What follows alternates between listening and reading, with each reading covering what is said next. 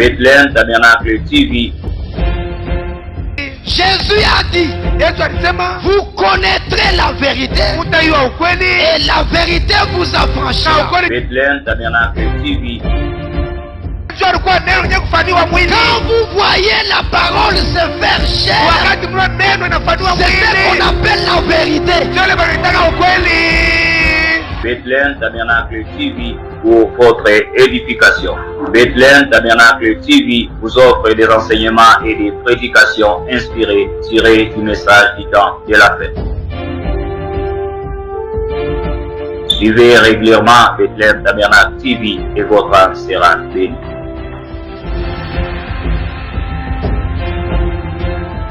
Tous. Bwana amebariki wote. Nous rendons grâce à Dieu encore ce soir Tunamrudishia Mungu shukrani tena magharibi ya leo pour l'occasion qu'il nous accorde kwa hii bahati ametujalia d'être en vie ya kuwa wazima, et en bonne santé, kuwa pia na afya njema, et surtout être dans la maison du Seigneur. zaidi kuwa tena ndani ya nyumba ya Bwana. Nous devons le remercier. Tunapasha mshukuru. Beaucoup sont ceux-là qui ont désiré vivre aujourd'hui. Wengi ni wale ambao walipendelea kuishi leo. Comme le matin, je suivais sur les réseaux sociaux. Kama vile asubuhi nilikuwa nafuata kumtandao. Il y a un véhicule qui quittait Lubumbashi vers Kalemi. Kulikuwa gari moja ilikuwa toka Lubumbashi iko na kuja kukalemi. Il y avait une dame là. Kulikuwa mama moja hivi. Très belle vraiment. Mzuri. Quand vous la voyez vraiment avec une beauté naturelle. Muonekano tu hivi utamwona ni mzuri kabisa kimaumbile. Arrivé à Kilwa, elle s'est sentie un peu mal. Mkufika Kilwa alijisi mbaya. C'est comme si on a voulu un peu la faire soigner et elle est morte là-bas. Kama vile walipenda wamtunzishe na akakufia. Et elle n'avait personne comme ami ou bien frère ou sœur dans le véhicule. Na mule mgari hakukuwa hata na mtu kama vile rafiki au dada au ndugu. Les gens du Kilwa, les bons cœurs ont pris ses corps, ont mis dans leur parcelle. Na watu ba Kilwa wenye moyo mzuri walikamata hiyo mwili wakaitia mkiwanja hapo. Ils ont commencé maintenant à envoyer des messages et des photos pour voir s'il y a les gens de sa famille qui les connaissent, qui peuvent aller voir là où ils vont enterrer. Baada hiyo akaanza kutuma picha zake na maujumbe kwa watu kama vile kunaweza bahatika mtu wa jamaa yake anaweza kumtambua. Elle était là étendue vraiment très belle. Elle est morte dans sa beauté, une jeune fille là. Alikuwa pale mzuri anakufa mzuri wake ni binti tu kijana. J'ai commencé à réfléchir. Nikaanza kutafakari. Elle a quitté Lubumbashi disant que je pars à Kalemi, soit elle vient voir sa famille. Alitoka Lubumbashi akisema anaenda ona jamaa yangu, labda niona jamaa hapa Kalemia. Elle a dit au revoir à ses amis qui étaient à Lubumbashi. Aliaga hata marafiki yake walikuwa kule Lubumbashi. Et ici elle a appelé pour dire que je suis en route, je viens. Inawezekana aliita hata huko akasema niko munjia nakuya. Mais elle n'est rentrée ni à Lubumbashi, elle n'est arrivée ni à Kalemi. Akurudia hata kule kwa alitoka Lubumbashi na kufika hata huko alikuwa anakuya Kalemi. Elle est enterrée loin de sa famille. Na nazikwa mbali na jamaa yake. Cela m'a beaucoup fait réfléchir. Ile ilinifanya nitafakari sana. C'est-à-dire que nous marchons avec la mort dans nos corps. Inamaanisha kuwa tunatembea na kifo ndani ya mili zetu. L'homme peut faire ce qu'il fait. Mtu anaweza fanya kile kinachofanya. Il peut avoir de l'orgueil. Anaweza kuwa na kiburi. Il fait comme si Dieu n'existe pas. Anafanya kama vile Mungu hako haki. Mais un jour, lakini siku moja la mort va te coincer au coin. Kifo itakusindiria kule kukona. Et tu ne t'en sortiras pas. Na utatoka kwa hiyo nafasi. Et ces jours-là, na hiyo siku tu auras besoin de Dieu. Utakuwa na lazima ya Mungu. Les dieux que nous prêchons ici. Huu Mungu mwetuko na ubiri hapa. Vous en aurez besoin de ces dieux-là. Mutakuwaka naye lazima. Chacun aura besoin de ces dieux-là. Kila mmoja atakuwa na lazima ya huyo Mungu. Frère Branham dit même quelqu'un qui dit que Dieu n'existe pas. Ndugu Branham anasema hata mtu ambaye anasema Mungu hako haki. Mais quand il veut mourir, wakati anataka kufa, il crie oh Dieu. Analalamika oh Mungu. Donc tout le monde a besoin de Dieu en ce temps-là. Donc inamaanisha kila mtu anakuwa na lazima Mungu mwenyewe. Si nous sommes en vie et en bonne santé, sasa kama tuko wazima tena mwafya njema, il faut servir Dieu. Inafaa kumtumikia Mungu. Le remercier. Kumshukuru. C'est vraiment C'est vraiment une grâce. Kweli ni neema. Quand je parle de la grâce, Wakati niko nasema kwa ajili ya neema, peut-être tu ne comprends pas ce que je veux dire. mara auelewi kile ambacho nataka sema. La sœur Élisée était ici, non? Dada Elize alikuwa hapa, sio? Elle chantait avec nous. Alikuwa imba pamoja nasi. Elle disait Amen avec nous. Alikuwa anasema pia amena pamoja nasi. On se salue avec elle. Tulikuwa tukisalimiana pamoja naye. Elle donnait aussi des offrandes, Alikuwa anatoa pia sadaka, même ses contributions. hata michango pia. Quand la parole était prêchée, elle aussi acceptait. Wakati neno lilikuwa nahubiriwa, naye pia alikuwa anakubali. Mais ce soir, Lakini hii il magharibi est en train de vivre les réalités de tout ce qu'on a prêché. eko naishi sasa uhakika kile chote ambacho tulikuwa nahubiri. Ce qui était comme prédication, Ile yote ilikuwa kama mahubiri, pour elle ce soir c'est une réalité. kwake yeye imesha kuwa ya asili. Et la maman Yohar, Na pia mama Yohari elle venait, même le dimanche, alikuwa nakuya ce dimanche-là, hata ile juma ile siku ya Mungu iliyopita. on me dit qu'elle était ici, Banyambia alikuwa hapa pendant que j'étais à l'hôpital. wakati mimi nilikuwa kule kwa hospitali. Donc, le dernier prédicateur que la sœur a écouté, la maman a écouté, c'est le frère Sami. Inaonyesha mhubiri wa mwisho mwaole mama alisikia ni ndugu Sami. Ce n'était même pas son pasteur. Haikukuwa hata mchungaji wake. Elle n'a eu même pas le temps de voir son pasteur avant de partir. Hakupata hata wakati ya kuona mchungaji wake mbele ya kwenda. Même la sœur Élisée, on m'avait appelé. Je suis parti. Hata dada Elize bali nitaka na mimi nikaenda. Mais j'arrive comme ça, elle est déjà partie. Mimi nafika hivi ashenda.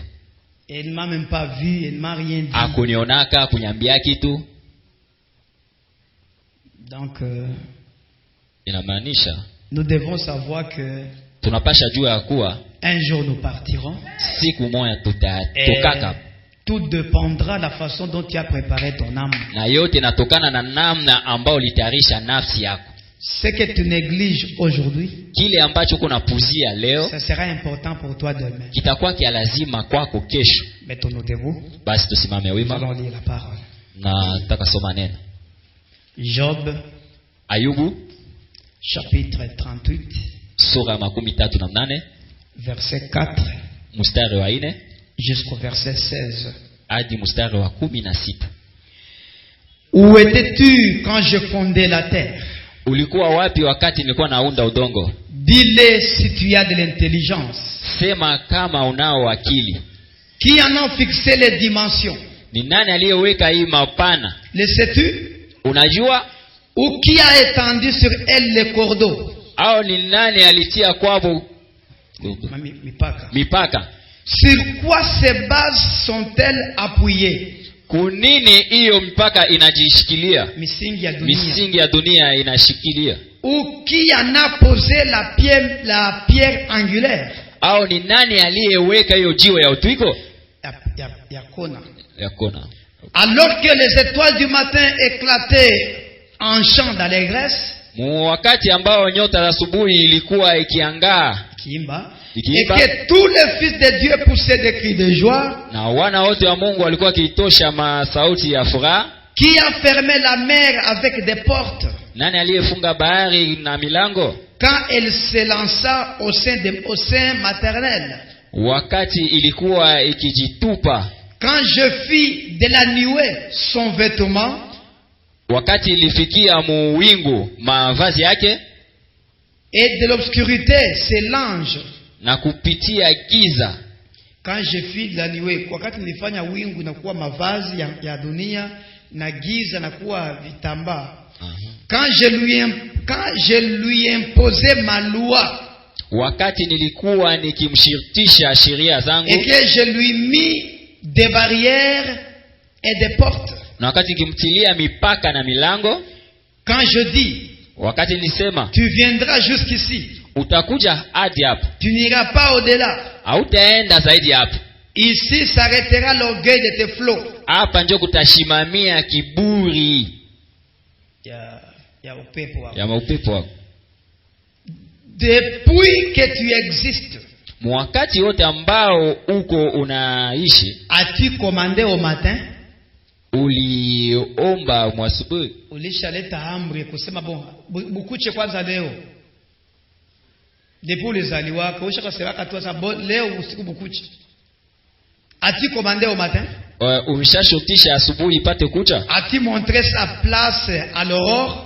Ushafanya kuonesha jua nafasi yake pour qu'elle saisisse les extrémités de la terre, ili apate kugusa nafasi yote ya dunia, et que les méchants en soient secoués, ili wale wakale wapashe kutikiswa, pour que la terre se transforme comme l'argile, ili udongo upate kujigeuza kama vile matope, qui reçoit une empreinte, kama vile nao upata na chapa, et qu'elle soit parée comme d'un vêtement, na ifanane kama vile mavazi, pour que les méchants soient privés de leur lumière, ili wale wakaidi wapate kutengwa, kuimwa nuru, et que le bras qui s'élève soit brisé. na hiyo mikono inayoinuka ipate kuvunjwa.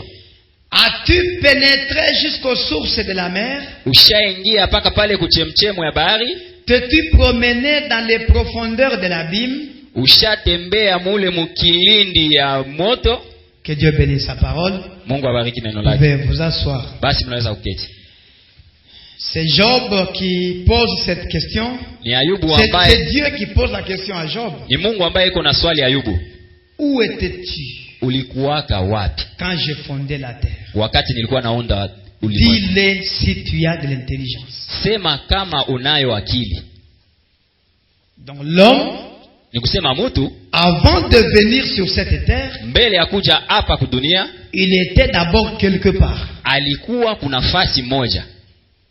Parce que Dieu n'allait pas demander à Job où étais-tu si Job n'était pas quelque Kwa part. sababu Mungu angemuuliza Ayubu ulikuwaka wapi kama Ayubu akukuwa kuna nafasi moja. Il dit si tu as l'intelligence, si tu as la mémoire, si tu peux te Anasema souvenir, kama unayo akili, kama unaofahamu, kama unaweza kukumbuka, dis-moi là où tu étais pendant que j'ai fondé wewe la niambie terre. nafasi kulikuwaka wakati nilikuwa naunda hii ulimwengu. Donc avant que Job n'arrivasse sur cette terre, Ni kusema mbele Ayubu afike hapa kudunia, il était d'abord quelque part. alikuwa kwanza nafasi moja. Et avant que tu ne viennes sur cette terre, Na mbele yako wewe ukuwe hapa kudunia, tu étais quelque part. ulikuwa nafasi moja hii. Nous ne sommes pas des créatures du temps. Sisi hatuko maumbili ya wakati. Nous ne sommes pas venus ici par hasard. Hatukukuja hapa kwa kubahatisha. Avant d'être placés ici, Mbele ya kuwekwa hapa, nous devrions être d'abord quelque part. ilipasha tukue kwanza nafasi moja Là hii. où Dieu nous a pris Kule ambapo Mungu et nous alitukamata a amenés ici. na katuleta hapa. Quand je parle de nous, Wakati nasema je sisi, ne parle pas de votre corps. mimi siseme mili zenu, Parce que le corps a un commencement. kwa sababu mwili una mwanzo wake. Le corps a été formé dans le sein de votre mère. Mwili uliundwa mtumbo ya mama zenu, Mais dans votre corps, il y a une personne qu'on appelle l'âme. lakini mumili zenu kuko ule mtu ambaye anaitwa nafsi. C'est cet homme-là Ni huyo mtu que Dieu peut demander. ambaye Mungu eko nauliza Où étais-tu? ulikuwaka wapi? Cet homme spirituel. Ule mtu wa kiroho, Cet homme invisible. ule mtu asionekana, Cet homme sans forme. ule mtu bila umbo, Cet homme à l'image de Dieu. ule mtu wa picha ya Mungu, Cet homme qui n'a ni commencement ni fin. ule mtu ambaye hana mwanzo au mwisho. Où est-ce qu'il était avant que Dieu ne puisse former cette terre? Alikuwaka wapi mbele ambao Mungu apate kunda hiyo dini? Comme il était quelque part. Kama vile alikuwaka nafasi moja Et il est venu sur la terre na akakuya hapa kudunia, après la vie de cette terre. kisha maisha ya hapa kudunia Il doit aller quelque part. anapasha enda pia nafasi moja hii. Donc l'homme a 3 endroits. Inamaanisha mtu ana nafasi tatu: Là où il était, kule ambapo alikuwaka, là où il est hapo ambapo ipo, et là où il sera. na kule ambapo atakuwaka. Est-ce que c'est amen? Amen. Et tout le monde veut savoir. Na kila mtu anataka kujua, Même un païen. hata mpagani, Tout le monde qui a la connaissance, la mémoire, kila ou mtu bien la ambapo conscience. eko nafahamu au hisi, Il veut toujours savoir, anapendaka tu kujua, après cette vie, kisha hii maisha je serai où? nitakuwa wapi? Tout le monde se pose cette question. Kila mtu anakuwa na jiswali hiyo Même swali. si tu fais semblant, Hata kama unafanya kama vile mais hujui à kitu, l'intérieur de toi, lakini mumo ndani yako cette question existe. ile swali iko. Comme je n'étais pas ici, Kama vile sikukuwaka hapa, j'étais quelque part. inaonyesha nilikuwa nafasi Je moja, suis ici aujourd'hui. niko hapa leo. Mais après ici, Kisha hasa hapa kwenye niko, je serai où? nitakuwa wapi? Et mon sujet de ce matin, Na tungo yangu ya hii magharibi, où passeras-tu ton éternité? wapi ambapo utapitishia umilele wako?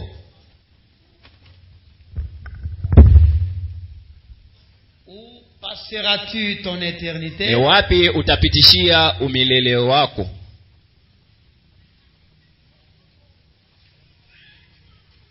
C'est avec S, hein, je pense. Où passeras-tu ton éternité? Umilele wako.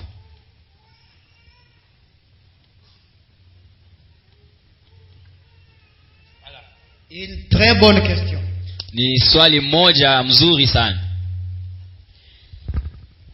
Où passeras-tu ton éternité? Wapi ambapo utapitishia umilele wako? Où est-ce que j'ai eu ce sujet? Ni wapi ambapo nilipata itungo?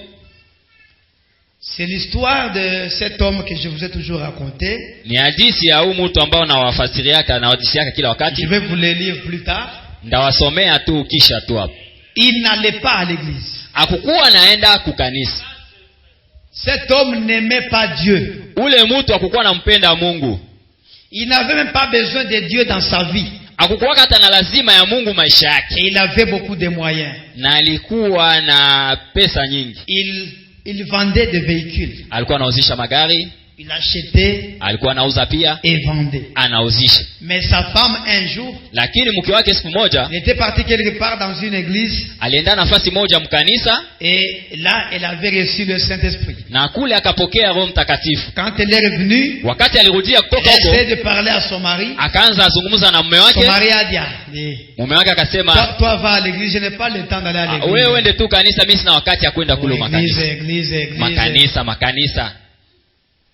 Et la femme continue à aller à l'église. Na ule mwanamke akaendelea kwenda Cet kanisa. homme haïssait Dieu. Ule mtu alikuwa anamchukia Mungu. C'est ce que Frère Branham dit. Ndio ndugu bana Il anasema. haïssait Dieu. Alikuwa anamchukia Mungu. Il haïssait les églises Hakukuwa anapenda pia makanisa, et même les prédicateurs. hata wahubiri.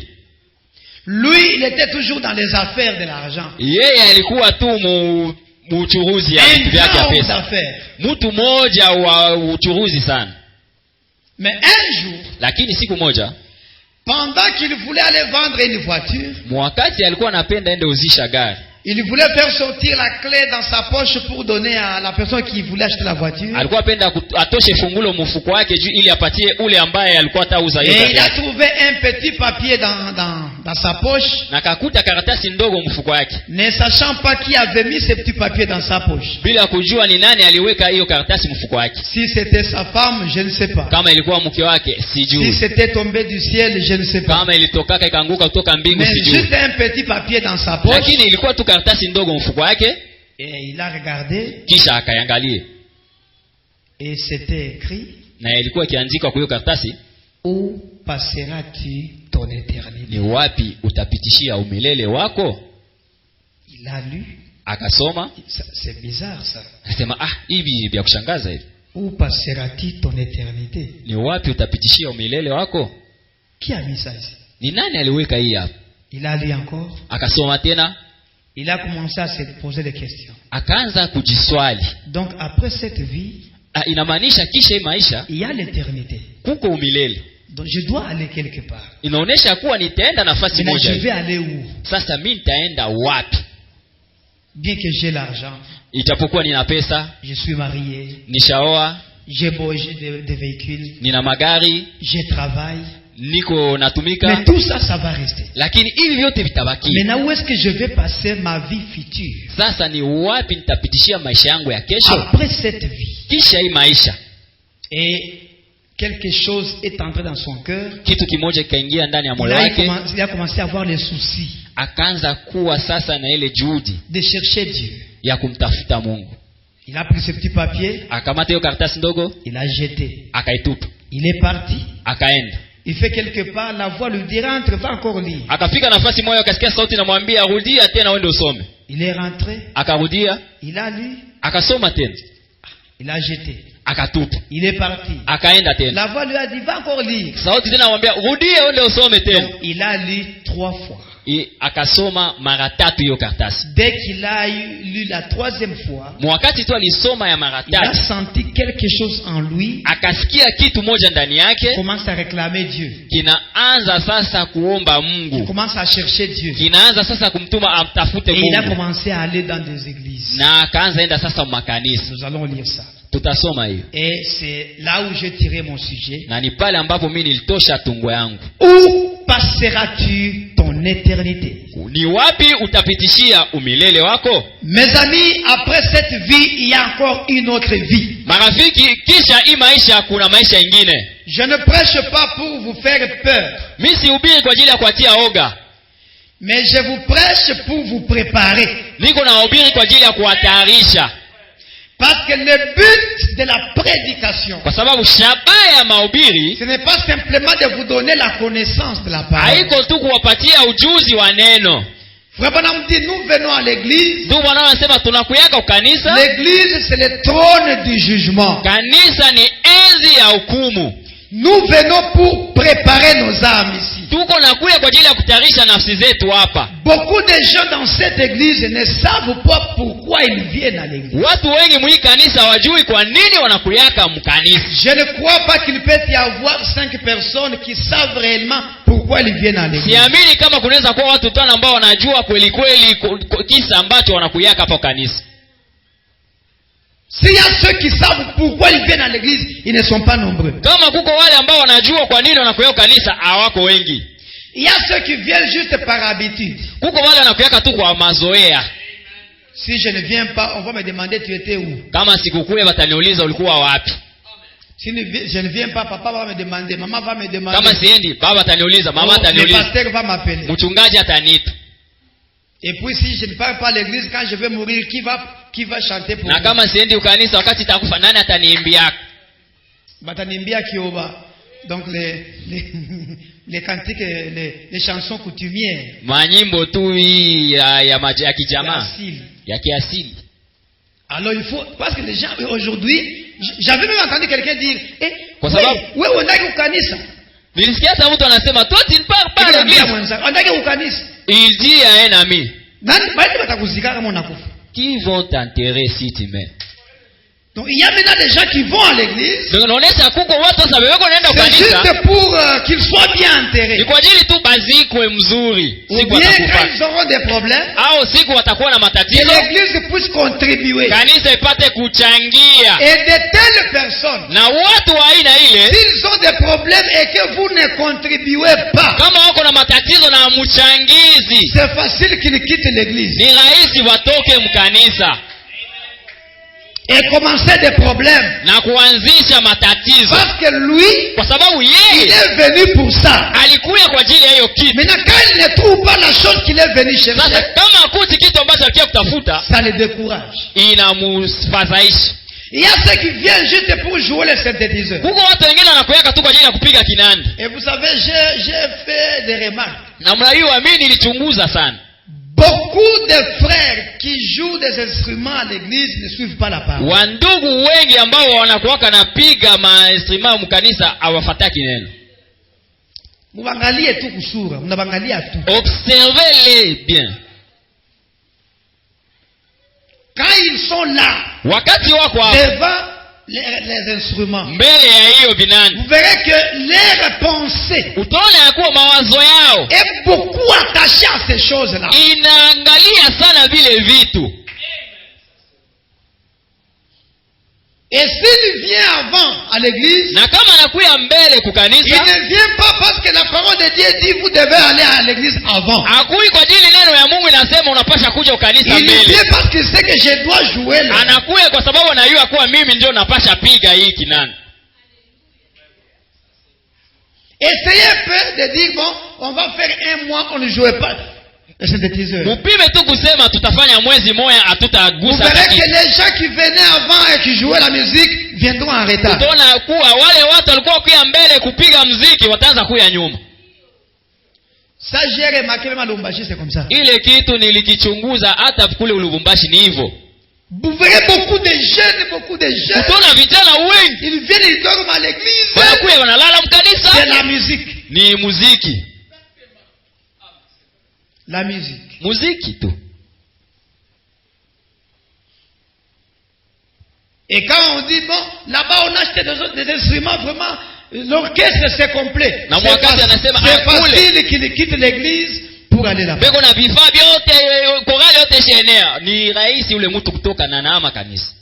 Donc beaucoup de gens viennent à l'église avec des objectifs qui ne sont pas conformes à la parole. Inaonyesha kwa watu wengi wako kwa makanisa na mashaba yenye hailingani na neno. Maintenant toi tu viens pourquoi? Sasa wewe unakuyaka jua nini? L'autre vient Ule eko nakuya parce que c'est un prédicateur. kwa sababu yeye ni mhubiri. Quand c'est lui qui prêche, Kama ni yeye ndio eko nahubiri, même un mois, hata mwezi mmoja il sera à l'église. utaona atakuwa ukanisa. Maintenant observez, quand ce n'est pas lui qui va prêcher, Uchunguze sasa kama haiko yeye ndio atahubiri. vous ne le verrez pas. Hamtamuona tena. Il va vous dire Atawaambia le travail. Ah, kazi. Maintenant, toi quand tu prêchais, sasa wewe wakati ulikuwa il n'y nahubiri avait pas le travail. hakukukuwa hiyo kazi, Parce que le mardi tu as prêché, kwa sababu siku ya pili ulihubiri, mercredi tu as prêché, siku ya tatu ulihubiri, vendredi tu as prêché. siku ya tano pia ulihubiri. Mais aujourd'hui, le travail. Lakini leo kazi. Le travail, c'est quand ce n'est plus toi qui prêches. Sasa kazi ni wakati wewe ndio utahubiri. Non, il vient juste pour prêcher. Eko nakuya tu juu ya kuhubiri. L'autre vient juu ya kutosha mihali. Mwingine eko nakuya Donc, va éviter des problèmes. tosha miali, kuogopa maneno. Ou voilà niko nayo huyu maana yake atanikosesha amani. Cet homme que j'ai, il va me déranger si je ne pars pas à l'église. Parce qu'il y a des frères là, Kwa sababu kuko wa si ndugu, sa femme ne part pas à l'église, ça devient un dossier. kama mke wake akwenda kanisa na kuwa maneno. Et maintenant, la sœur fera tout parce que Sasa dada pour anafanya éviter les problèmes. sio kuepuka tu maneno. Sinon, je n'aurai pas la robe à la fin du mois. Bila kufanya hivyo siwezi pata kanzu mwisho wa mwezi. Donc, beaucoup viennent avec plusieurs objectifs. Wengi weko na kuya na mashaba nyingi. Mais l'objectif d'un enfant de Dieu de venir à l'église, Lengo ya mtoto wa Mungu ya kuja kukanisa ce n'est pas pour simplement chanter haiko tu kwa ajili ya kuimba ou bien écouter la musique au kusikiliza mziki ou bien se faire voir. au wapate Mais kumuona, l'objectif qui restera dans son âme, lakini lengo ambayo itabakia ndani ya nafsi c'est yake de préparer son âme. ni ya kutayarisha nafsi yake. Et l'objectif de tout prédicateur, Na lengo ya kila mhubiri, quand Dieu donne un ministère, wakati Mungu anapana ce huduma, n'est pas pour épater les gens avec des nouveaux sujets. haiko kwa ajili ya kushangaza watu na matungo nyipya Ou bien avec des gros mots, bien des mystères. au masemi makubwa makubwa au masemi L'objectif pour makubwa. lequel Dieu a donné le simple ministère, Lengo ambayo Mungu alipana hizo huduma tano c'est pour sauver des âmes, ni kwa ajili ya kuokoa pour manafsi, préparer des âmes, kwa ajili ya kutayarisha manafsi, pour que les gens n'aillent pas en enfer. kwa sababu watu wasiende kuzimuni. Frère Branham dit, Ndugu wanaosema Dieu a tout fait pour que nous ne puissions pas aller en enfer. Mungu alifanya yote ili tusipate kwenda zimuni. C'est pourquoi Ni kwa sababu il nous a donné les églises. ndio maana alitupatia makanisa. Il continue. Anaendelea, Il nous a donné les chansons. ametupatia pia Donc manyimbo. même si vous êtes chantre, Inaonyesha hata kama uko mwimbaji, votre objectif de chanter, lengo yako wewe ya kuimba ce n'est pas avoir de l'argent, haiko kwa ajili upate pesa, ce n'est pas avoir un nom, haiko kwa ajili upate jina mais fulani, l'objectif lakini hiyo lengo d'avoir le talent de chanter ya kuwa na que talent ya Dieu kuimba vous a donné, ambao Mungu c'est alikupatia pour préparer les âmes. ni kwa ajili ya kuandaa manafsi. basi. C'est pourquoi lorsque les gens entendent vos cantiques, Ndio maana wakati watu wako nasikia nyimbo zenu, ça doit les amener près de la croix. inapasha wapeleka karibu na msalaba. À tel point que même s'il a péché, Mkiwango ambao hata kama alifanya dhambi, à travers la chanson que tu as chantée, kupitia tu wimbo ambao vous uliimba, voyez la personne commencer à pleurer unaona mtu anaanza kulia et arranger sa vie. na anaanza tengeneza maisha yake. Si toutes les chansons que tu chantes Kama manyimbo yote yenye uko naimba n'amènent pas les gens à ce niveau-là, haifikishi watu muhiyo vous kiwango, avez manqué le but. ile inaonesha wewe umekosa shabaha. Vous chantez pour la popularité. Wewe uko naimba kwa ajili ya kavumu. Si les prédications que nous prêchons, Kama mahubiri yenye tuko na hubiri c'est juste pour que les gens se réjouissent, ni kwa ajili tu watu wapate kufurahi, les gens soulèvent des chaises, watu wanyangule viti, les gens poussent des cris, watu watoshe masauti, les gens rient, watu wacheke, et c'est tout. na ndio yote Nous hiyo. avons manqué l'objectif. Hapo inaonesha tumekosa lengo shabaha. Je ne dis pas que prêcher et que les gens puissent rire, c'est mal. Sisemi kama kuhubiri na watu wanacheka ni mbaya. Pendant me dit, il y a des fois que je prêche et les gens rient. Tu bwana wanasema kuna wakati ambao niko nahubiri na watu Il y a des fois que wanacheka, je prêche et les gens pleurent. lakini kuna wakati pia niko nahubiri na watu wanalia, Je prêche, les gens réfléchissent. na nahubiri watu wanaanza kutafakari. La prédication doit avoir plusieurs facettes. Mahubiri inapasha kuwa na mitindo Est-ce que vous mbalimbali. suivez très bien? Eti Maintenant, mnatoka l'objectif pour lequel nous venons à l'église, Sasa lengo ambayo iko natufanya tukuje ce ukanisa n'est pas simplement pour payer les dîmes et les offrandes. haiko tu kwa ajili ya kulipa cha 10 na Ce n'est sadaka, pas pour se faire voir. haiko kwa ajili wapate Mais kutuona, l'objectif lakini lengo est que ton âme ni kuwa nafsi ait yako une réservation. ijiwekee akiba, Que ton âme ait une réservation. nafsi yako ipate kujiwekea akiba Parce fulani. qu'il y a un endroit où tu dois aller après cette vie. Kwa sababu kuna nafasi ambayo unatakiwa kwenda kisha hii maisha. Personne ne restera ici sur cette terre. Hakuna mtu atabakia hapa Tu duniani. dois d'abord partir. Anapasha kwanza Même kwenda. si tu vas rentrer, Hata kama mais tu vas utarudia, d'abord partir. lakini wewe utaenda kwanza.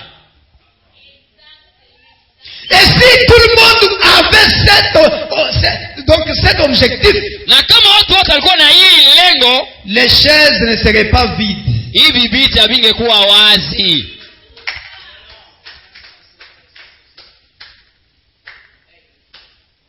Si tu avais cet objectif, Kama ulikuwa na hiyo lengo, on n'allait même pas t'exhorter d'aller à l'église. havingekuwa hata kukuona kwa ajili ya kuja kanisa.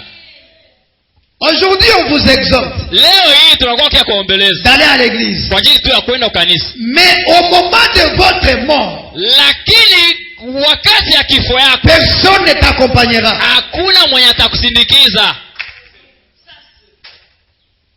Où passeras-tu ton éternité? Ni wapi utapitishia umilele wako? D'ailleurs, tu fais l'orgueil pour rien. Kwa sababu huko unafanya kwanza kiburi ya bure. Tu es déjà au-delà de 20 ans. Ushatambusha miaka 12. Ndugu bwana anasema Après 20 ans, la Kisha- mort s'installe dans les corps. kisha miaka 12 kifo inaingiaka mumwili, inaikaa.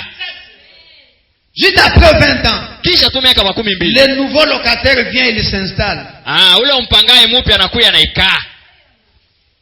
Il n'est pas à l'extérieur de ton corps. Haiko nje ya mwili yako. Il est dans les corps. Eko ndani ya mwili yako. Partout où tu vas, Kote kwenye tu vas utaenda, avec lui. utaenda naye.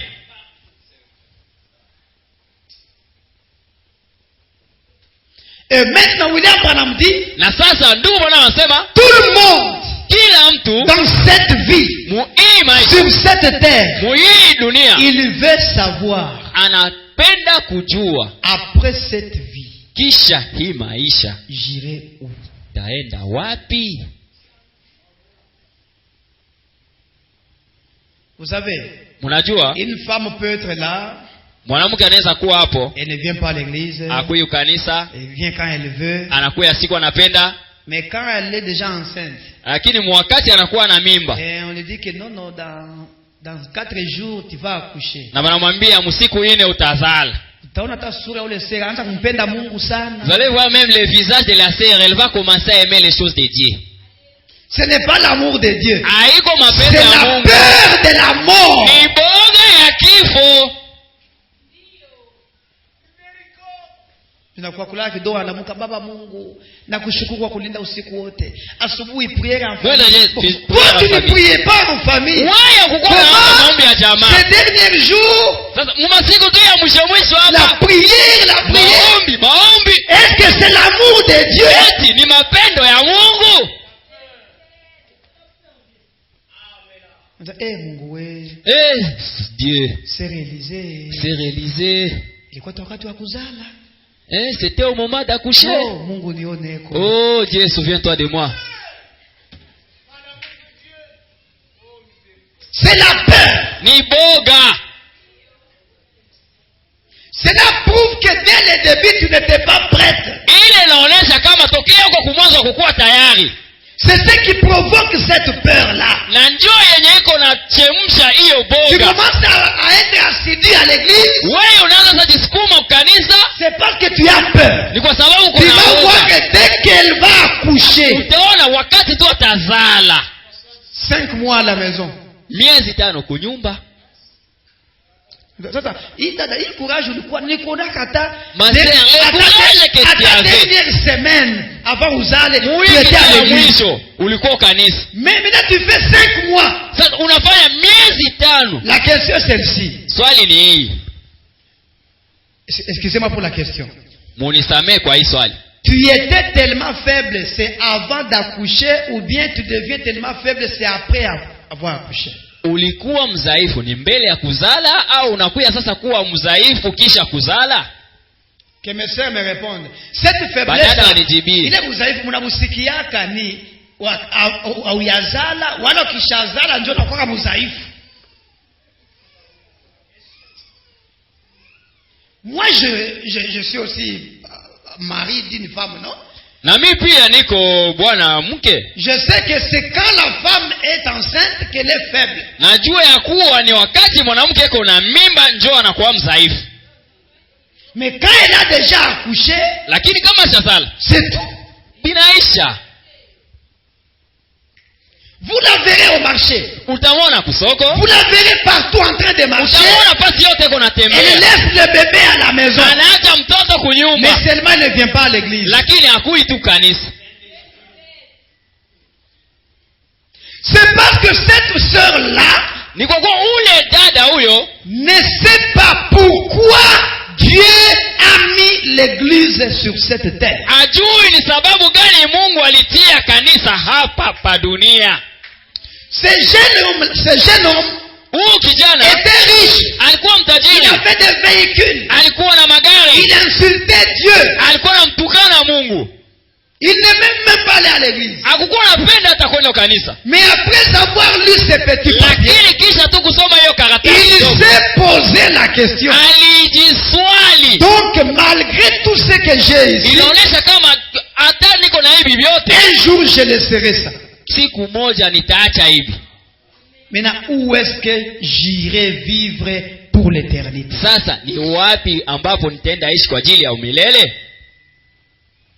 Écoutez un peu frère Branham. Msikilize kwanza ndugu Dans bwana. sa prédication, le Mhubiri yake. signe de la sémence du temps de la fin. Alama ya mbegu ya wakati ya mwisho. Au paragraphe 31. Pengine ya 31.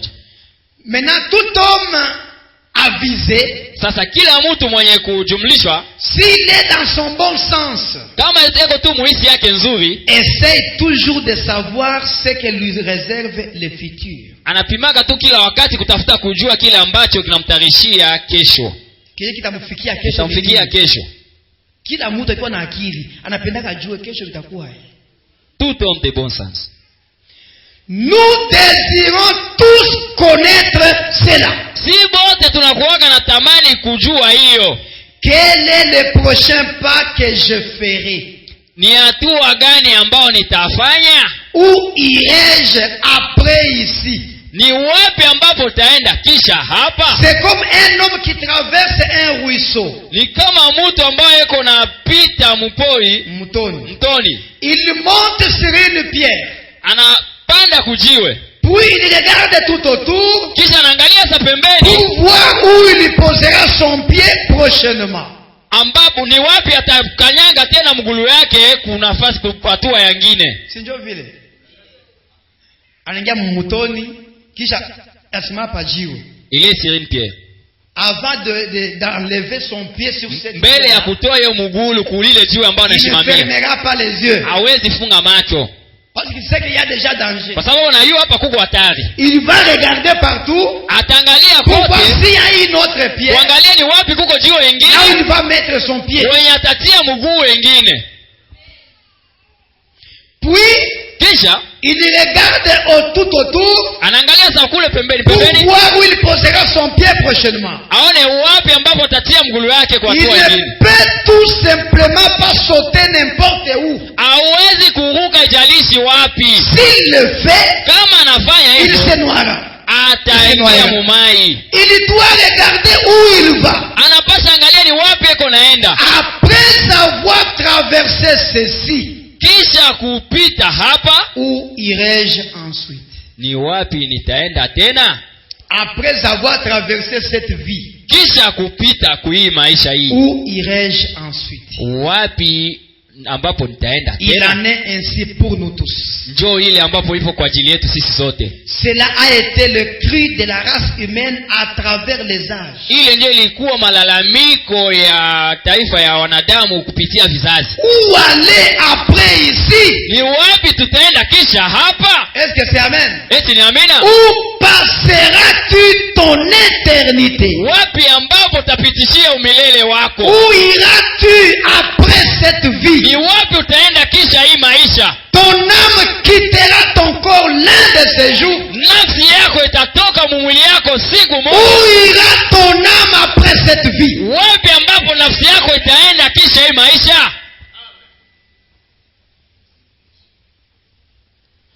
Je prends, il devait passer par ici. Nabeba alipasha kupitia hapo. 24. Vous savez? Après tout, ils sont tous comme vous. Hein?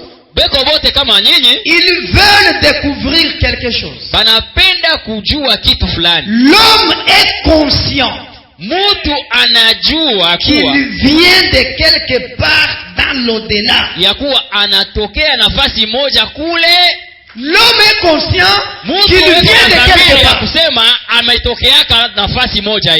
Et que lorsqu'il s'en va, na mwakati ataenda, il retourne quelque part. Atarudia nafasi moja hii. Il essaye constamment de trouver quelque chose pour découvrir d'où il vient et où il va. Anakuwa anafanya tu kwa nguvu apate kujua wapi alitoka na wapi iko naenda. Une seule personne a la réponse. Mtu tu mmoja iko na jibu. C'est Dieu. Ni Mungu. C'est lui qui a la réponse. Ni yeye ndiye iko na jibu. Qui peut te dire. Ya kukwambia où est-ce que tu étais? Wapi kwenye ulikuwa? Et où est-ce que tu vas aller? Na wapi kwenye utaenda? C'est Dieu seulement. Ni Mungu tu.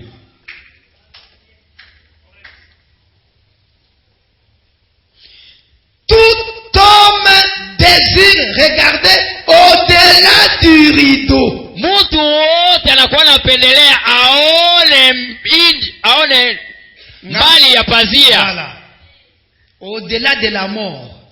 Kila mtu ingia kifo. Est-ce que hapa kama tu Mungu anakuuliza bon, est-ce que unapenda nikuoneshe kwanza kule kwenye bafure bwana namba anakuwaka? Est-ce que tout le monde ici va dire kila mtu atasema atafurahia. Tout le monde veut voir. Kila mtu anapenda aone. Et quand vous voyez, na wakati unaona, ça vous donne l'assurance. Iko na kupatia uhakika. Frère Branham, quand il est arrivé de l'autre côté, dès qu'il est revenu, il a dit même la peur de la mort je n'en ai pas.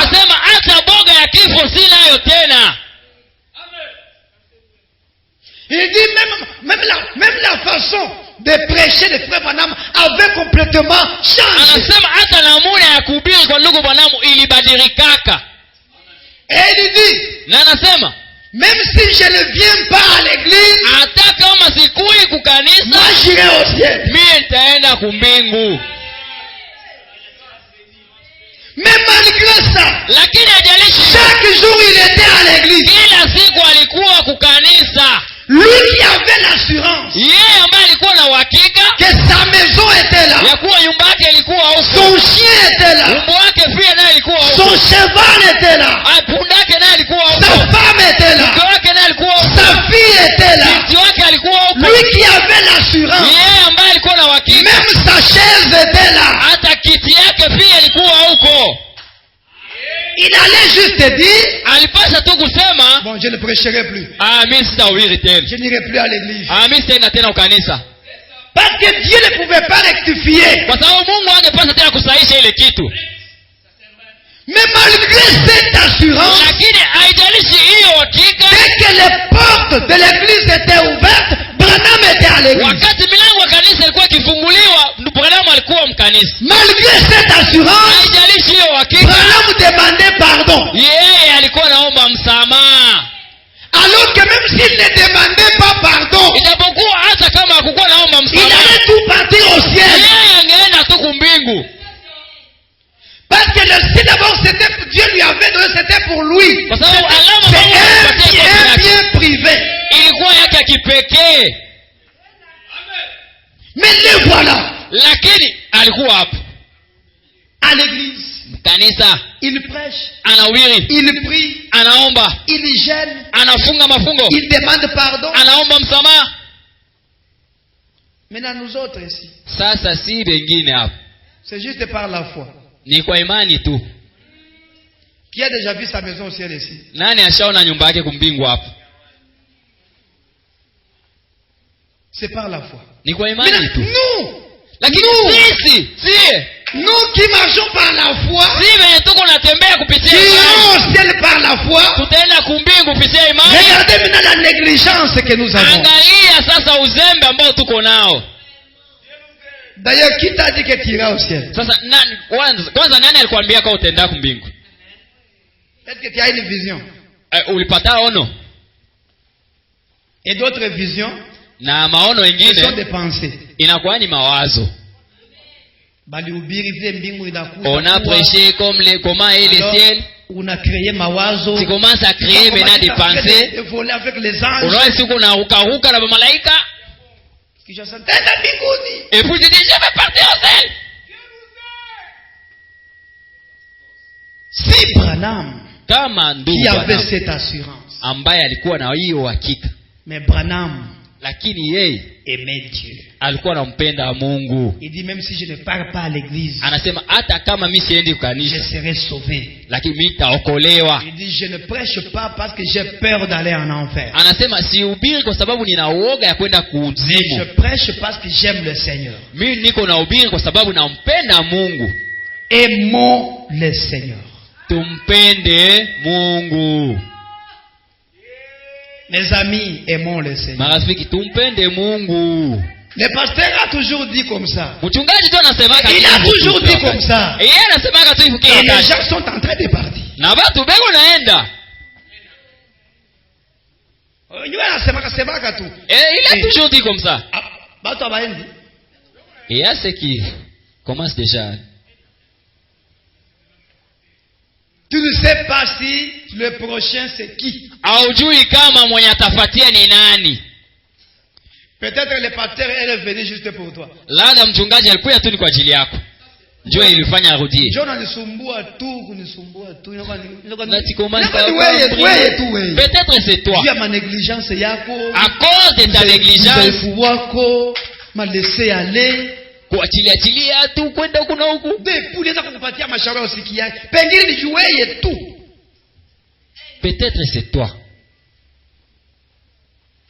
Frère Branham dit ceci. Ndugu mwanangu anasema hivi. Vous êtes avec moi? Tuko pamoja nami? Je prends les surnaturels. Nabeba vya kimungu 13 à 14. 13 na 14. 13. 13. Ok. Récemment, j'étais assis à une réunion en Californie. Hapa nyuma nilikuwa nikikaa mkutano moja huko California. J'avais un postiche sur la tête. Nilikuwa na kakifuniko kanywele kukichwa et portais des lunettes fumées. Na nilikuwa nikivala miwani yenye ilikuwa ya kigiza. Hapa Branham yuko mkanisa. Ici Branham est dans l'église. Yuko mu église. Il est dans l'église. Anaikala kule kwa frère. Il est assis à côté des frères. Chavala ka perruque. Avec une postiche. Na tia fumée. Et des lunettes fumées. Maintenant il faut toujours pourquoi frère Branham aliva la fumée mu kanisa. Cherchons maintenant à comprendre pourquoi frère Branham avait porté des lunettes dans l'église. Il m'a fumé munanianzia hayo hapa.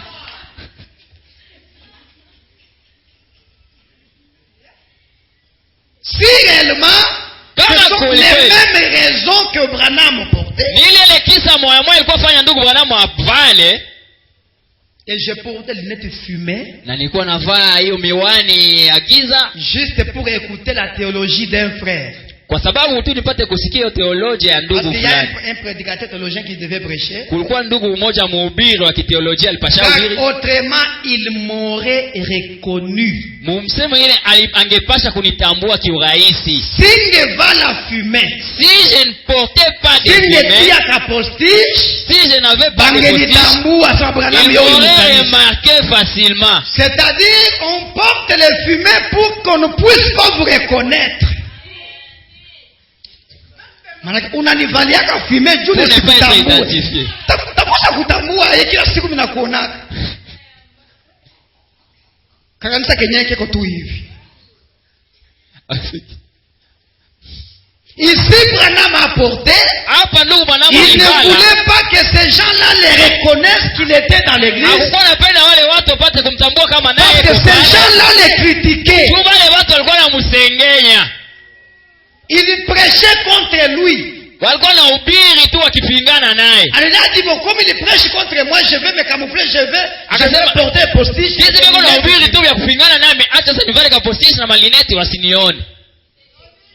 Donc toi tu portes aussi pour que les pasteurs ne puissent pas te voir. Tu n'as fui à nini? Parce que je ne te prêche pas. Je ne t'injurie pas. Mais pourquoi tu portes les lunettes devant moi? Je ne veux plus voir ces lunettes fumées dans l'église.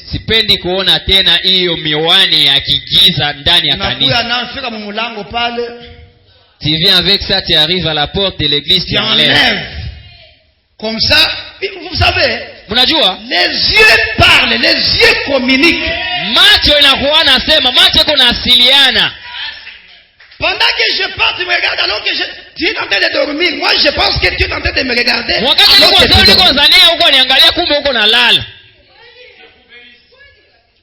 Je dois voir vos yeux. Comment tu reçois la parole. Et souvent, vous portez les lunettes là, c'est quand vous avez des problèmes. Soit tu as déjà des problèmes avec un frère ou une sœur dans l'église et tu ne veux pas qu'il puisse pas te regarder dans les yeux.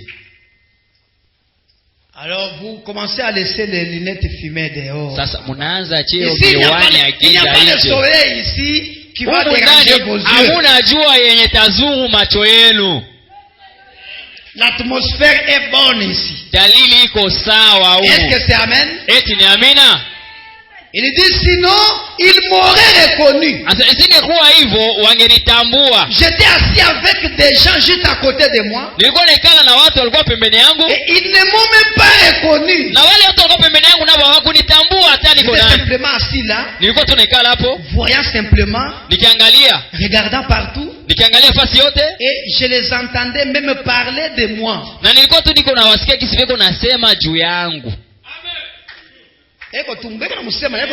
Il est là. Il ne savait pas que c'était moi. J'étais assis juste là. Et il s'est fait que j'étais assis à côté d'un homme au col retourné.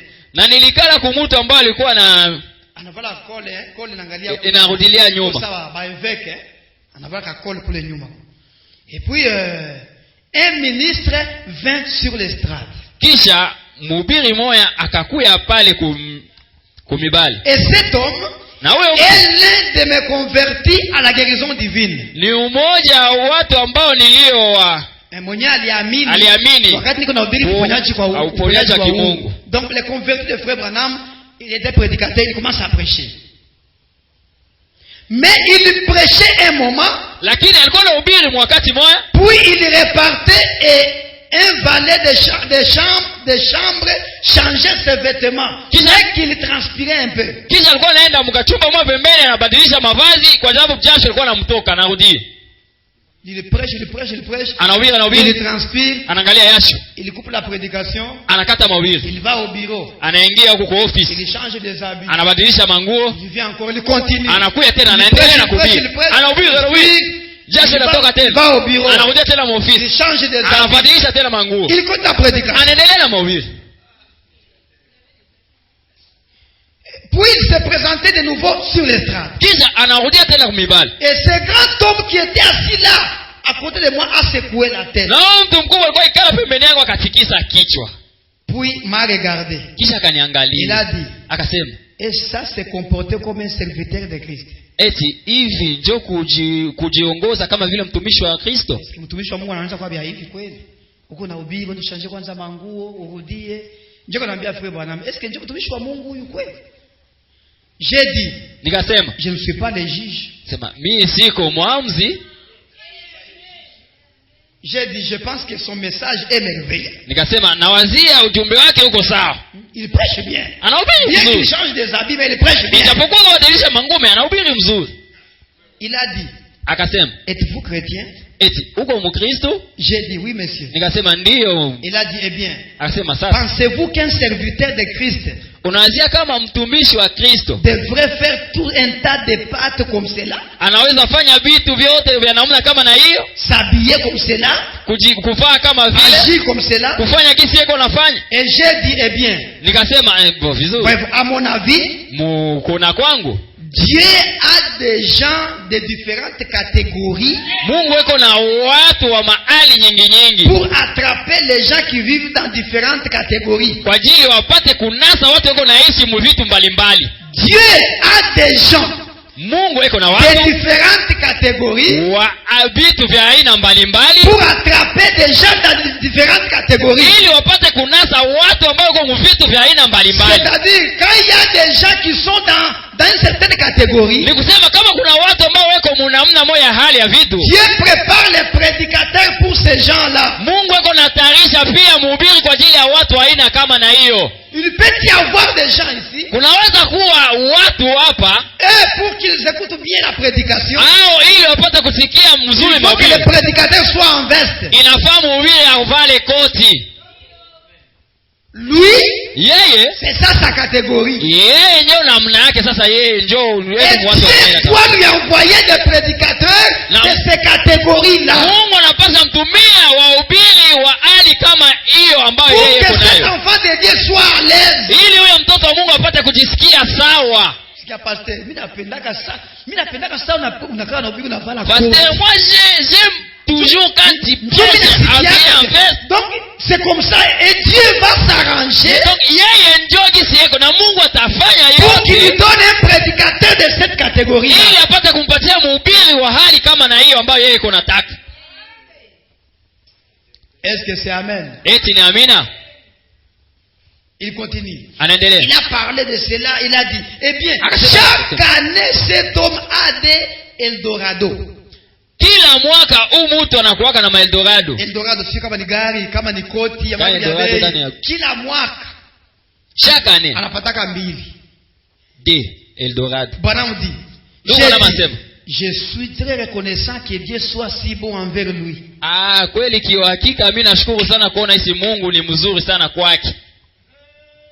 Il m'a regardé d'un étrange. Akaniangalia mwali moja hivi ya kigeni. Akasema, êtes-vous chrétien? Uko mkristo? J'ai dit, je suis prédicateur. Nikasema niko mhubiri. Il a dit, je m'appelle Intel. Akasema mimi naitwa Intel. Et j'ai dit, je m'appelle Branham. Na mimi nikasema na mimi naitwa Branham. Il a dit, ne seriez-vous pas ce Branham qui prie pour les malades? Akasema hawezi kuwa ule Branham mweko naombea wagonjwa? J'ai dit si. Nikasema ndio. Je vois. Naona sasa. Et il a compris pourquoi je prenais la défense de cet autre frère. Sasa akaelewa kwa nini nilikuwa nakamata tu nilikuwa nakimsemea ule ndugu. Et il a dit, Monsieur Branham, na akasema ndugu Branham, n'êtes-vous pas baptiste? Wewe hauko mbaptisti? Je fais très bien.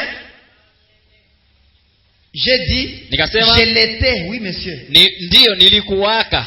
Il a dit, j'aimerais vous demander quelque chose. Akasema ningependelea kuuliza kitu fulani. Il a dit, je suis un tel. Akasema mimi niko un tel. Docteur en théologie. Mwalimu kithéologia. Dans telle église. Mukanisa fulani. Eh bien, une église presbytérienne. Kweli ni kanisa moja kipresbyterienne. Il a dit, vous savez quoi? Akasema unajua nini? Ici. Hapa. Sur cette côte ouest. Mwi nafasi ya kuista. Nous les presbytériens. Sisi wa presbyteri. Nous étions emparés de toute la côte. Tulienea hiyo nafasi yote. Tukaikamata ya kwa yetu. Kankomba hii. Tulienea maki kankomba yote. Ilikuwa ba presbytérien tout ça man. Il a dit, nous avions les plus grandes églises. Akasema sisi tuko na makanisa makubwa. Et les plus belles assemblées de toutes les églises. Sisi tuko na makusanyo mazuri makanisa yote. Sur la côte ouest. Kule ngambo ya ambayo. Il a dit, savez-vous ce qui a causé notre déchirement? Akamwambia, unajua ni nini ilifanya tugawanyike? J'ai dit non monsieur. Akasema si hiyo. Il a dit, c'est culte de la science chrétienne. Akasema hiyo maibada ya sayansi ya Kikristo est venu ilikuwa et a déchiré notre église. Na ikachana ikagavua kanisa yetu. Et il a dit maintenant, sasa ce groupe pentecôtiste vient, hii kundi ya Pentecoste inakuja déchire la science chrétienne, iko nakuja tena kugawanya tena hii sayansi ya Kikristo. J'ai dit oui. Nikasema ndio. Docteur, mwalimu, savez-vous que les enfants affamés mangeront à la poubelle s'ils ont faim? Unajua kama watoto ambao weko na njaa wanaweza kula kuyalala kama beko na njala? Quand l'église a faim, wakati kanisa iko na njaa, les gens vont manger à la poubelle. Batu watakula na kuyalala. Pour dire que nikusema kuwa, si vous ne donnez pas la pure parole à l'église, kama upani neno safi kukanisa, quelqu'un viendra diviser cette église. Mtu mmoja anaweza kuja na gawanya hiyo kanisa. Mais tu fais très bien? Mnanifuata mzuri? Parce que si les gens sont satisfaits, kwa sababu kama watu wanatosheleka, c'est difficile de les diviser. Ni vigumu kuwagawanya. Tu vas les amener où? Utawapeleka wapi? Mais quand les gens ne mangent pas, lakini kama watu wakulaki, quelqu'un vient avec le pain.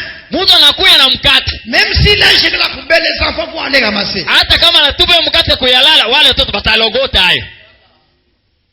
Et il dit, na akasema, il a dit oui, je pense. Sema ndio na j'ai dit, nikasema, si vous, kama wewe, les presbytériens, wewe mpresbytérien, comme vous dites l'être, kama jinsi unasema huko, si vous étiez resté avec la parole de Dieu, kama tu mungebakiaka na neno ya Mungu, et aviez donné aux enfants le pain de vie, na mulipatia watoto mkate uzima, ces cultes ne les aurait jamais divisés. Hiyo maibada haingewagawanyaka kamwe. J'ai dit, vous êtes relâchés. Nikasema ninyi mumeachilia. J'ai dit, les gens sont toujours les mêmes. Nikasema watu weko tu ni wale wale. Chaque homme essaye de regarder au-delà du rideau. Kila mtu anakuwa akijaribu kuangalia nje au mbali ya pazia. Il essaye de voir d'où il vient et où il va. Eko napima apate kuona wapi alitoka na ni wapi eko naenda. Et si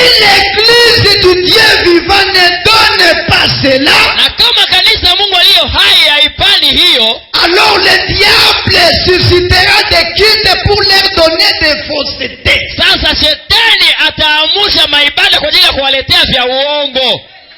Les gens veulent savoir watu wanapenda kujua d'où ils viennent, wapi ambapo walitoka, et où ils vont. na wapi kwenye et Branham dit, et l'église doit donner cela. Na Branham anasema kanisa inapaswa donc le pasteur doit enseigner l'église, mchungaji wanapaswa fundisha Les kanisa. gens doivent savoir Watu wanapaswa kujua d'où ils sont venus wapi et où ils vont walitoka aller. na wapi kwa Si wataenda. les pasteurs n'enseignent pas, Kama mchungaji quelqu'un hafundishi, viendra pour diffuser l'église. mtu mmoja atakuja na gawanya kanisa.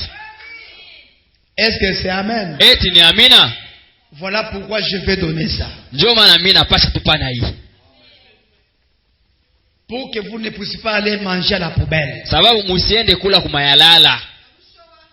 Vous devez savoir Munatakiwa kujua d'où vous venez, ni wapi mulitokeaka où vous allez. na wapi kwenye muko Où naenda. passeras-tu ton éternité? Ni wapi utapitishia umilele wako. Après cette vie, il y a une autre vie plus meilleure. Kisha hii maisha kuko maisha mengine ambayo ni nzuri Est-ce que vous zaidi. suivez très bien? Eti mnanifuata mzuri? Cette vie terrestre n'est pas la fin. Hii maisha ya kiulimwengu haiko mwisho. Ça c'est simplement une ombre. Hii ni kivuli tu. Mais après cette vie, il y a une meilleure vie. Kisha hii maisha kuko maisha nzuri Tout zaidi. n'est pas la façon dont tu as préparé ton âme. Yote inatokana na namna ambayo ulitayarisha au kuandaa nafsi yako. Si tu étais négligent Kama ulikuwa mtu wa kupuzia sur cette terre, hapa kudunia, la mort ne change rien. kifo haibadilishi kitu. La mort change simplement d'adresse. Kifo inabadilisha tu na nafasi C'est yako. comme quelqu'un qui vit à Kinshasa, il est maintenant à Lubumbashi, mais c'est la même Ni personne. kama vile mtu ambaye alipenda kwenda Kinshasa acha kwa Lubumbashi, lakini ni huyo huyo tu mtu mmoja mmoja. La mort ne change pas les comportements. Kifo haibadilishaki hali ya La mtu. mort ne change pas les habitudes. Kifo haikuwa kinabadilisha La mazoea. mort change simplement les milieux d'habitation. Kifo iko nabadilisha tu nafasi ya Mais huyo vous mtu. êtes la même Lakini personne. unabakia huyo huyo mtu moja moja. Ce que vous êtes aujourd'hui, Kila ambacho uko leo, même si vous mourrez, hata kama vous serez ce que vous êtes. utakuwa tu huyo huyo wa kile ambacho uko Si leo. vous êtes païen aujourd'hui, même si vous mourrez, vous serez toujours païen. Hata unakufa utaendelea tu kuwa mpagani. Si vous avez des conflits dans vos cœurs Kama uko na machuki moyo wako contre les gens, kupitia kwa ne njia watu, pensez pas que si vous mourrez, les conflits vont quitter. usidhanie kuwa ukikufa hiyo machuki itatoka. Vous serez la même personne. Utabakia huyo mtu moya moya. La mort ne vous changera pas Kifo haitakubadilisha pour vous amener au ciel kwa ajili ya uende alors que kufa. votre âme n'était pas prête. Ijapokuwa nafsi yako ikuwa Quelqu'un peut tayari. dire amen. Eti una mtu anaweza sema amina. J'aimerais que vous puissiez me suivre, Bethlehem. Nilipendelea mpate kunifuata Et Bethlehem. vous, les enfants de Dieu partout dans les Na mondes. nyinyi watoto wa Mungu La mumtulie mort ne mzima. change rien. Kifo haibadilishaki kitu Et tu iras seul. na utaenda ukiwa peke yako.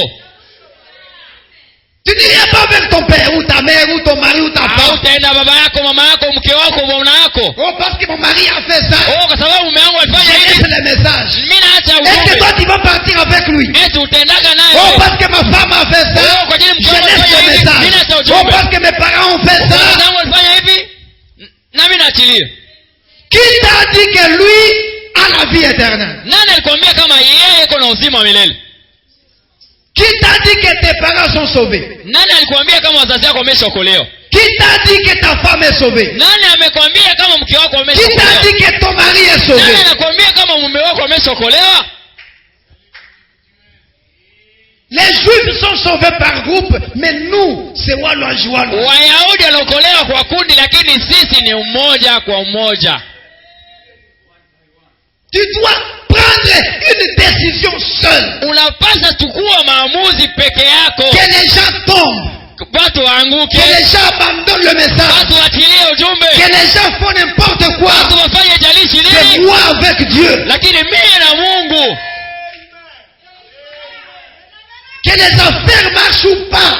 Biashara viende au Que visiende, la femme me tourmente. mke Que anizuru, les enfants me tourmentent. watoto Que wanizuru, mon mari me maltraite. mume wangu alitendea vibaya. Mon problème à moi Matatizo yangu est que mimi mon ni âme kusema nafsi soit yangu en relation avec mon Créateur. ipate kuwa mahusiano na muumbaji wangu. Frère Branham dit, ça peut arriver Inaweza que kukia toute l'église se retourne contre toi. kanisa yote nzima inakugeukia, Toute l'église contre toi. kanisa yote nzima inakugeukia Mais wewe. qu'est-ce qui peut te séparer de l'amour de Dieu? Lakini ni nini itakutenganisha na mapenzi Est-ce que ya c'est le Mungu? mariage? Eti ni ndoa, Les injures? ni matusi, Le chômage. Ni kukosa kazi.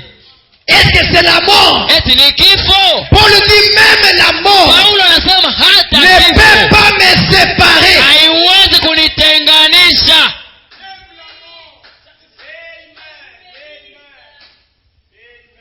Oh mes amis, Oh marafiki, j'aimerais chuter ici. ningependelea Nous kuangukia allons hapo. continuer demain. Tutaendelea tena kesho. Je prends le roi rejeté. Ninabeba mfalme aliyotupiliwa.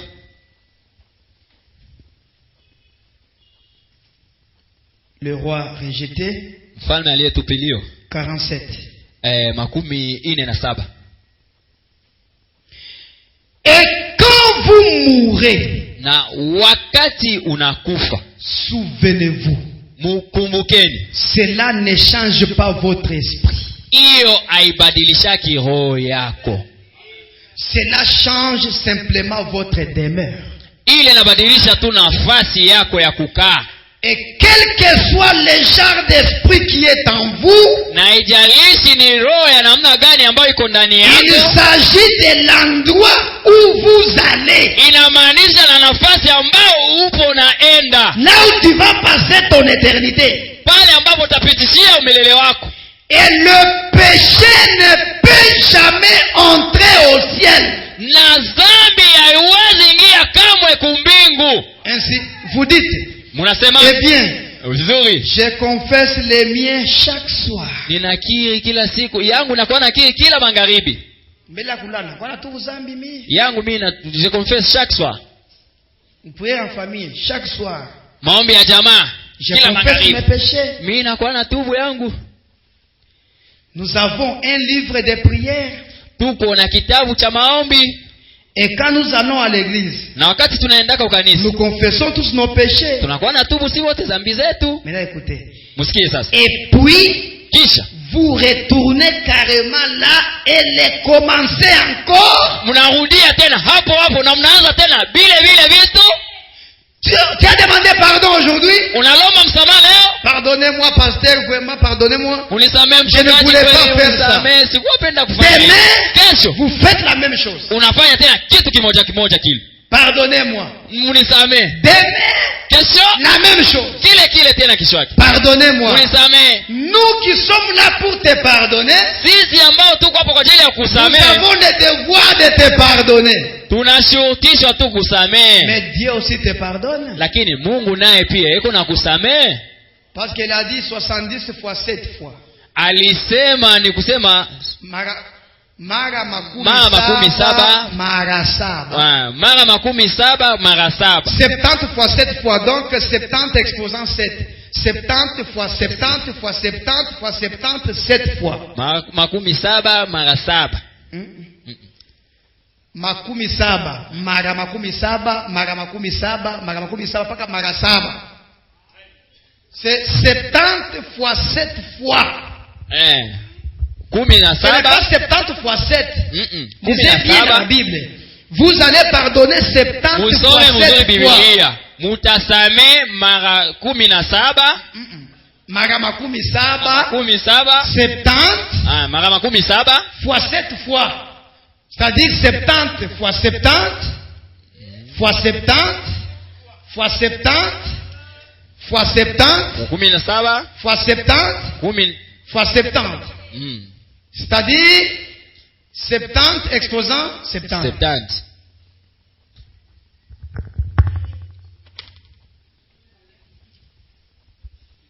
Pardonnez-moi. Je te pardonne. Nisamehe. Pardonnez-moi. Nakusamehe. Pardonne. Nisamehe. Ça, Nakusamehe. ça vous savez tout. Ça va? Mais ici, Hapa chaque soir, pardonnez-moi. kila magharibi unisamehe. Branham dit, Ndugu et anasema puis vous retournez carrément là et les recommencez. unarudia tena huko na kuanza tena vile Les vile. jours suivants, Siku vous ambayo revenez inafuatia, pour dire, unakuja tena useme, oh Dieu, oh Mungu, pardonne-moi pour avoir bu. unisamehe kwa ajili ya kunywa. Nilikunywa kachupa, Mungu nisamehe.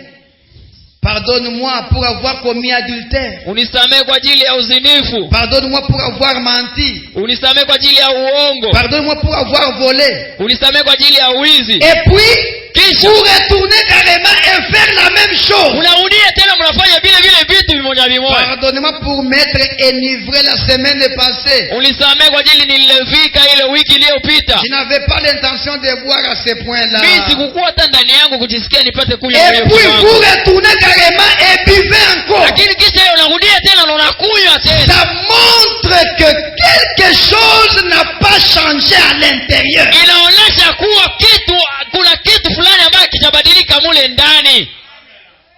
Est-ce que c'est amen? Eti ni amina? Ça montre que quelque chose n'a pas été changé à l'intérieur. Inaonyesha kitu fulani hakikubadilishwa mule ndani. Vous essayez de peindre l'extérieur, de le blanchir. Muko napima tu kupakala rangi huku kuinje De le blanchir à chaud. Munafanya ionekane tu na machoka. Napakala choka inje. Mais ce qu'il faut faire, Lakini kile ambacho c'est tunataka mettre kufanya à l'intérieur le sang de Jésus-Christ ni kuweka ndani damu ya Yesu et Kristo rendre blanc par le lavage au lieu de mettre la chaux. na ifanye kugeuza ndani kuwa mweupe Pahali ya bali ya choka. kupakala choka nje. C'est ce dont le monde a besoin. Ndio kile ambacho dunia inacho lazima.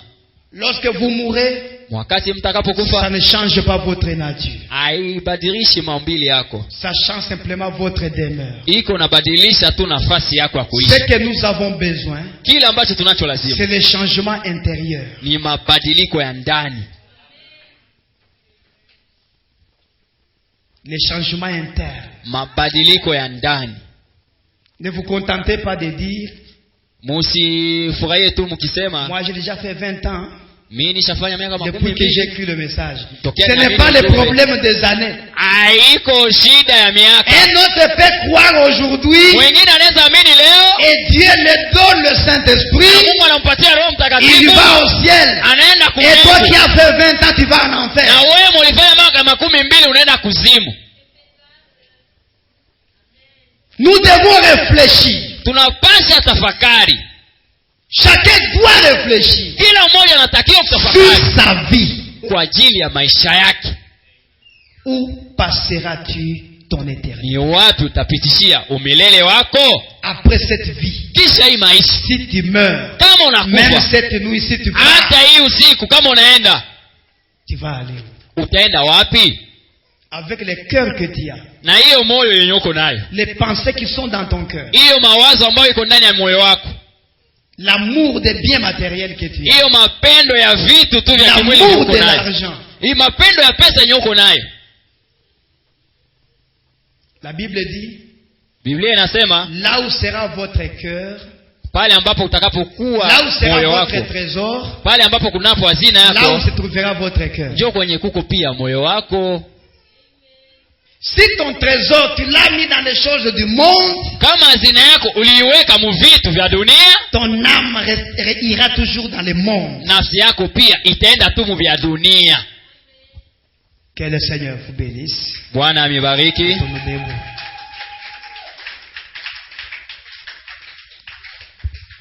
Que le Seigneur vous bénisse. Bwana amibariki. Voilà un peu ce que je voulais vous dire ce matin, ce Ndio soir. kile ambacho nilipenda kuambia Et nous allons magharibi, continuer demain. na tutaendelea kesho. Demain, nous allons prier. Nous avons la prière demain. Kesho tuko na maombi, On va tutaomba, juste prêcher pendant quelques minutes. tahubiri tu mu dakika kidogo, Et puis nous allons prier par rapport à cette prédication. kisha tutaomba kulingana na hii mahubiri. Où passeras-tu ton éternité? Ni wapi utapitishia umilele wako? J'avais dit au frère Didier, c'est le mois passé. Niliambiaka ndugu DJ mwezi uliopita, Ici, il doit écrire ici. anapasha andika hapa. Où passeras-tu ton éternité? Ni- Ça sera écrit ici. Itaandikwa hapa. Ni wapi utapitishia umilele Chaque wako? jour que tu vas entrer dans l'église, Kila siku ambayo utaingia mkanisa, tu vas lire. utasoma hapa. Ça sera écrit. Je crois que peut-être dans la fin de la semaine, on va déjà écrire ça ici. Où passeras-tu ton éternité? Ni wapi utapitishia umilele wako? C'est une question que tu dois répondre toi-même. Ni swali ambacho unapasha jibu wewe Moi aussi je mwenyewe. vais répondre pour moi-même. Na mimi nitajibia pia kwa ajili yangu Mon mwenyewe. épouse va répondre pour elle-même. Na mke wangu pia atajibia kwa ajili yake binafsi. Tes parents vont répondre pour eux-mêmes. Wazazi wako pia watajibu wao binafsi. Va leur demander, papa, où passeras-tu ton éternité? Uende waulize, baba, wapi utapitishia umilele wako? Maman, où passeras-tu ton éternité? Mama, wapi utapitishia umilele wako? Mettons-nous debout. Basi tushimame wima. L'éternité